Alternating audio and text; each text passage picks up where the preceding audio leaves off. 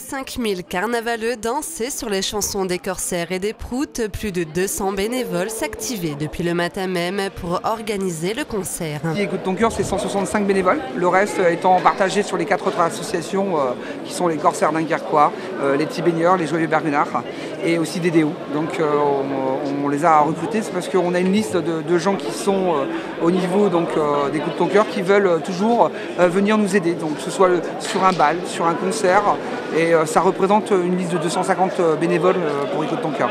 Mais c'est vrai qu'en tant que président, c'est des choses qui sont uniques dans une carrière de président pour moi, de voir autant de bénévoles qui viennent pour les enfants, pour vraiment une bonne cause et aussi s'amuser, c'est exceptionnel. Les bénévoles d'Écoute ton cœur, association dont le but est de sensibiliser le grand public à la question de l'autisme, étaient tout au long du concert positionnés aux 4 coins du Curcel et ils étaient repérables grâce à leur t-shirt blanc.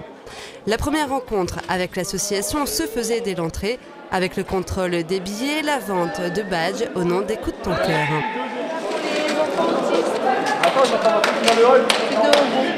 Beaucoup de spectateurs ont eu le cœur sur la main en achetant ce badge. Un badge aussitôt acheté, aussitôt posé. Toujours près du cœur ces assos. En déposant leur manteau au vestiaire, les carnavaleux ont fait peut-être sans le savoir un autre geste solidaire en faveur de l'association. Pour prendre tous les manteaux, une 60aine de bénévoles étaient nécessaires et les vestiaires demandent une logistique importante.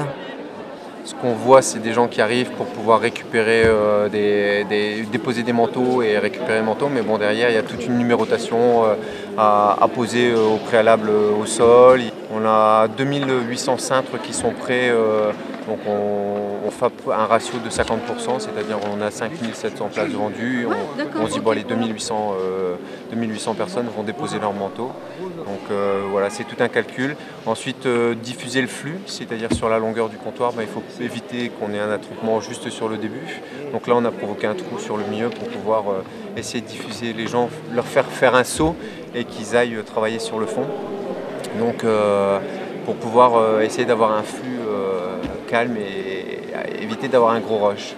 Être vestiaire était un poste éprouvant au vu du nombre de manteaux accrochés à la seconde. Un manteau, entre le moment où il est pris et le moment où il est accroché, il y a à peu près 42 secondes. En 3 heures, on est capable d'accrocher 5300 manteaux. Donc ça demande un gros effort et on est content d'avoir terminé. Il faut donc être réactif tout en faisant bien attention lorsqu'il s'agit de rendre les manteaux. Nous, il faut savoir qu'on ne restitue pas de manteau sans ticket. Les personnes qui n'ont pas de ticket, ils devront attendre pour pouvoir récupérer leur manteau. Parce qu'on a régulièrement des gens qui viennent réclamer des manteaux en disant mon manteau c'est la fourrure noire qui est là-bas et c'est pas forcément leur fourrure et voilà quoi. Donc tout le monde n'est pas toujours honnête, malheureusement. Yves a déjà tenu les vestiaires durant une autre manifestation carnavalesque. Il connaît donc bien ce poste, mais lors du concert des Proutes, il avait une autre responsabilité. Il était en charge du stand sucré-salé. Là, c'est pas très difficile étant donné qu'on a un même tarif. Et donc, le seul tarif, c'est 3 €. Donc, il n'y a rien de compliqué à tenir à un stand. 10 bénévoles étaient indispensables pour nourrir les carnavaleux avant le concert ou durant les entr'actes, des encas fraîchement préparés. De 2 h jusqu'à 17 h. Et on a fait 1000 sandwichs et 1000 croques. Voilà, donc c'est énorme. Les bénéfices collectés lors de la soirée serviront à améliorer le confort des enfants autistes. On a un nouveau local qui s'ouvre à Dunkerque, de l'équiper avec une salle de Snozelen comme on a mis à Gravelines. Donc le local de Dunkerque sera équipé avec une salle de Snozelen et aussi avec une salle de musicothérapie. Donc on en aura à peu près pour 15 000 €.